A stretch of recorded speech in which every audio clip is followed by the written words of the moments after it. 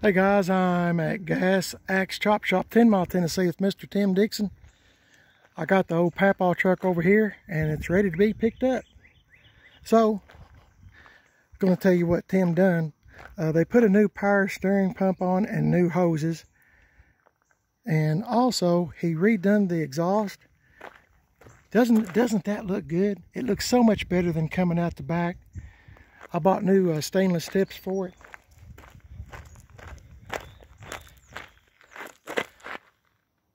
I hope you can see that. Still got dual exhaust. It just looks so much better and cleaner. Took the bumper and put on here. Remember how the other one was all jacked up? The bumper came off of that parts truck. This thing has been outstanding for me. Every time I do something, it's just great. But I'm fixing to get out of here with it, and I'll show you more, I guess, when I get home. Hang on. Well, I made it back home just fine. I was just going to show you again my exhaust is not hanging way down. It's tucked up nice in a good spot here out of the way. Tim configured it there to come out on the side. That's how I like them, like that, both sides.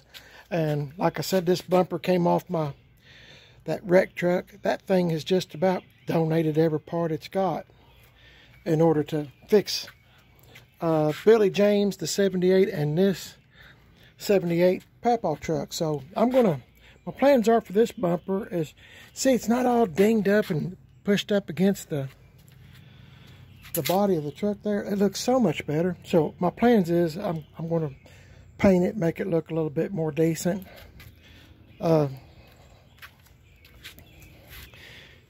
I'm just really happy. Instead of them big old ugly pops coming out from under, I just got them kind of tucked up nice, and you know, with a little tip, just a splash of pop there, I guess that's what I always call it. A little dash of chrome here and there makes things look a little bit better in my eyes.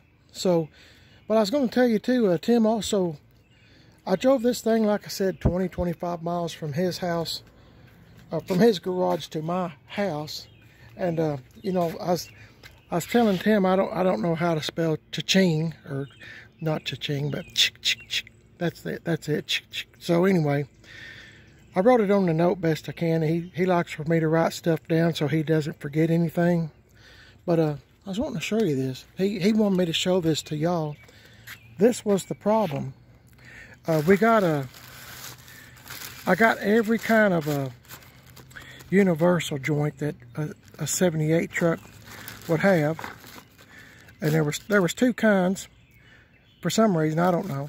Anyway, I got them all. So I got Moog, M-O-O-G. It's supposed to be the best there is. Anyway, come to find out, he only had to replace one, and this is it. But he wanted me to show you. I told him, I said, I got to make a video on this, but this is why it was making the racket. And you know, I drove it when I bought the truck. I drove it from his garage to my house, you know, 25 miles, and then back, and you know, drove it around town some, and there wasn't even any needles in the cap here. I mean, this one has a few. I don't know if you can see or not. I'm going to try to. Anyway, this one had a few. But, I mean, this thing is just completely worn out. He said my other U-joints are good. So, you know, he had it up on the rack and fixed everything. That said my front end is good. And I said, well, that's great. I said, because I'm wanting to get a front end alignment. But every time I go somewhere to get a front end alignment, most of the time, they have a tendency of telling me there's something wrong. I can have all new front end parts, and somebody will come out and say there's something wrong, it needs replaced. So I'm not going for it. It's kind of hard. I found a place finally that does front end alignments that, you know, you don't have to worry about that anymore. Anyway, most of the big chain, I'll just say, I'm not mentioning names, of big chain people, they try to get you to spend more money. You know, hey, you need a ball joint, hey, you need a tie rod end or something, and really you don't. So, but I did need this. I don't hear any more racket anymore, anything like that. So I'm real proud for that, and I want to give a big old shout out to Tim Dixon for fixing all this stuff up for me, changing the bumper, doing the exhaust, and figuring out the problem with the universal joint. So I always try to get this if I can. I'm sure there's other good companies, but I always just buy this. It's a little bit more, but you know, the way Mrs. PIB and I look at it, you're just doing it one time, more than likely. Time it needs another one, more than likely I won't own it, or I'll be dead, or whatever. So anyway, just thought I'd show this to you. And hold on a minute, I'll try to show you something else. Okay, this is what I was wanting to show you. There's two kinds, like I said, remember? This one has the grease fitting right here, but Tim said it makes this weaker because of the grease fitting. So on this one right here, you put the grease fitting in the center of the cap there, and then you put your grease in there, and it keeps this joint all one piece. I mean, I don't know, I'm not towing anything. That's how he tried to explain it to me. Of course, I'm not the brightest bulb in the room, so that's what he was explaining to me, that the grease fitting goes in here and you pump it through there into this. So you know, you learn something new all the time, or at least I do, especially from Tim. So hang on, I'll put this back up.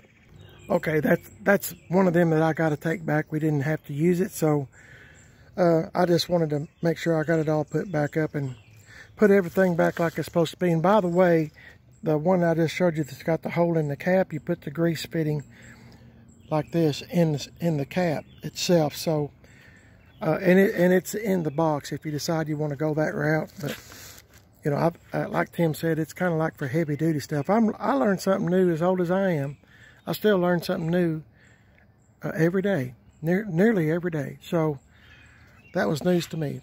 Anyway, just thought I'd tell you I made it back home just fine. The truck run great. I stopped and put gas in it. Gas hand works. Had the AC on. AC works. I do have a little problem. Let me tell you this real quick, then I'll hush. I got a little problem with the fan. You can put it on, you know, low, medium, high. When you put it on medium, that's about as fast as it'll go. High, for some reason, doesn't want to kick in. So I don't know if this needs took apart and cleaned, or if the contact, you know, is not working right. But I mean, it still gets cold in here. I rode all the way home with the AC on. So, I mean, it's fine. It was 92, 93 degrees here. I mean, it takes a while to cool off the truck. When I got in it, I couldn't even hardly touch the steering wheel or anything. It was so hot in here, but it done good.